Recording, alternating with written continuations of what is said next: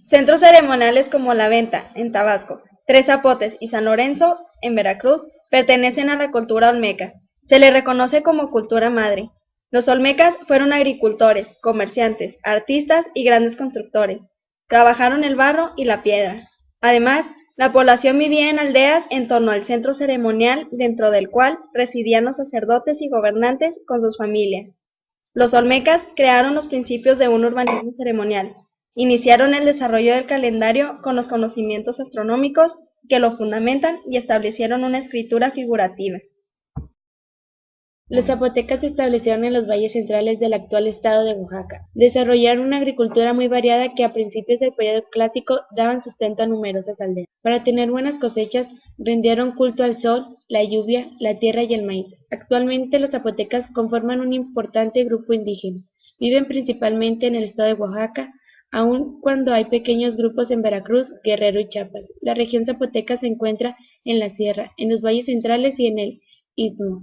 Desde un punto de vista lingüístico, el zapoteca forma parte de la familia oaxaqueña y se encuentra entre las lenguas indígenas con mayor número de hablantes en nuestro país.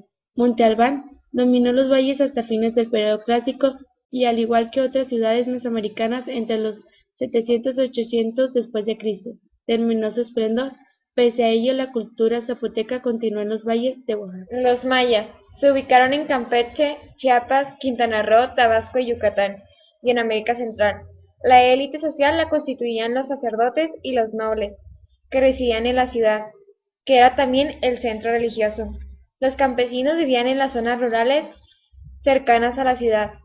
La base de la economía era la agricultura y frecuentemente se desbrozaban trozos de selva para realizar nuevos cultivos. Los principales fueron el maíz, el algodón y el cacao.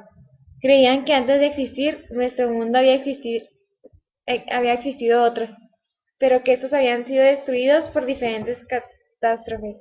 El universo tenía tres partes: el cielo, la tierra y el inframundo. Desarrollaron un calendario muy preciso, con un año de 365 días. El año solar A tenía 18 meses de 20 días cada uno y otro más de solo 5 días. Las construcciones más importantes de esta época fueron Copán, Quirigua, Piedras Negras, Palenque y Tikal. Teotihuacán. El poder político era ejercido por los sacerdotes. Teotihuacán fue una gran sede comercial, construyó canales de riego para sus parcelas, y llegó a controlar la producción de toda la cuenca de México. Se hicieron grandes plazas de una calle principal, conocida como Calzada de los Muertos, y grandes templos dedicados al sol, a la luna y a Quetzalcóatl.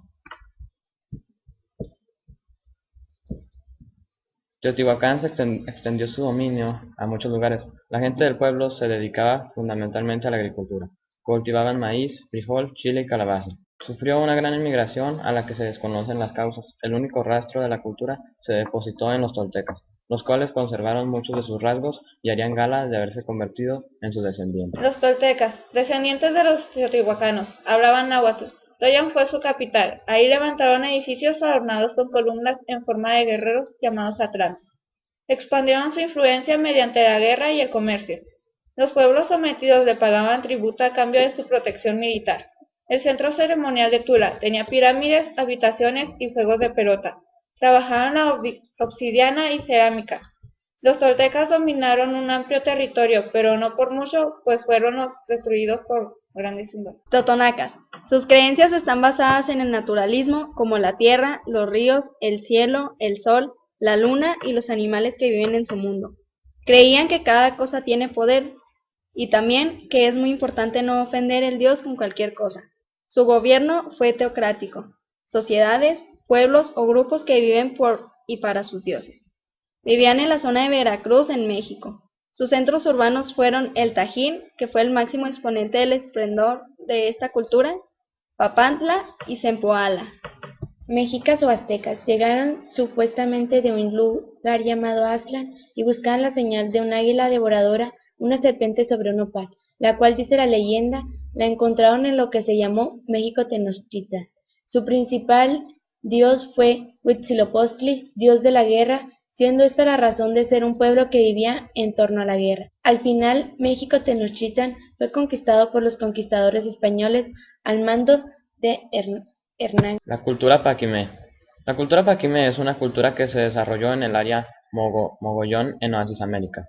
La máxima expresión de esta cultura se encuentra en la región de Casas Grandes, Chihuahua, México, particularmente en el sitio epónimo de Paquimé.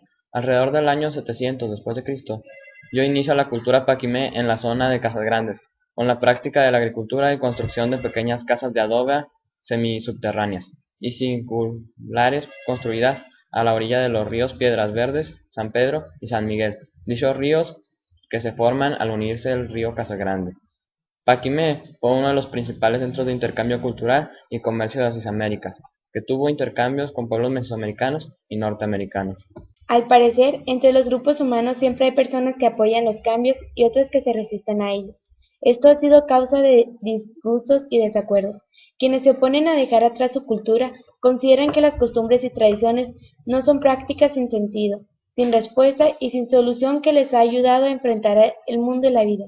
Ante la incertidumbre de lo nuevo, lo desconocido representa y ofrece seguridad. Intolerante se es porque no se acepta la razón de uno, por más que la demuestre. Intolerante se es porque se ve a uno como que puede ser burlado sin más y se utiliza sin dejarle que se defienda, sin dejarle que siga viviendo con una campaña personal de desprestigio. Intolerante se es quien utiliza un poder público para ningunear a uno y a los demás no, facilitándoles a unos de toda protección pública y recursos y a ese concreto no. Intolerante es quien utiliza una tendencia dominante en una faceta artística para excluir otros modos libres de creación. Por ello, siempre favorece parcialmente a esa línea en colecciones, concursos, apoyos oficiales, etc. Intolerante es quien cierra las puertas a la pobreza y, sin embargo, las abre a las riquezas. Intolerante es quien prejuzga a uno sin dejar que éste esté presente y se defienda. Intolerante es el país. Siempre que hablo de país es con respecto a la mayoría de poderes fácticos e intelectuales. No voy a ser tonto ni nadie lo es para incluir su propia familia, o en claro, un 100%. Que aún no ha dejado a un pintor 30 años pintando que haga una exposición y a un escritor que ya haya demostrado algo que aún no tenga un libro publicado. Intolerante es quien levanta una mentira en una barriada, un pueblo o una ciudad y jamás pide disculpas por ello, destruyendo a esa persona.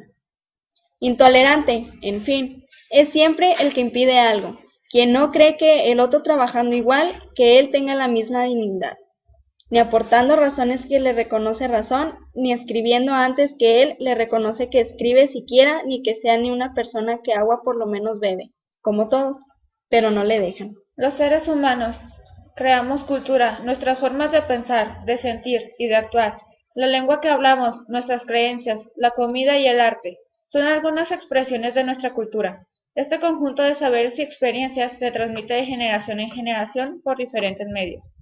Los niños aprenden de los adultos y los adultos de los ancianos. Aprenden de lo que oyen y de lo que leen. Aprenden también de lo que ven, experimentan por sí mismos en la convivencia cotidiana. Así se heredan las tradiciones.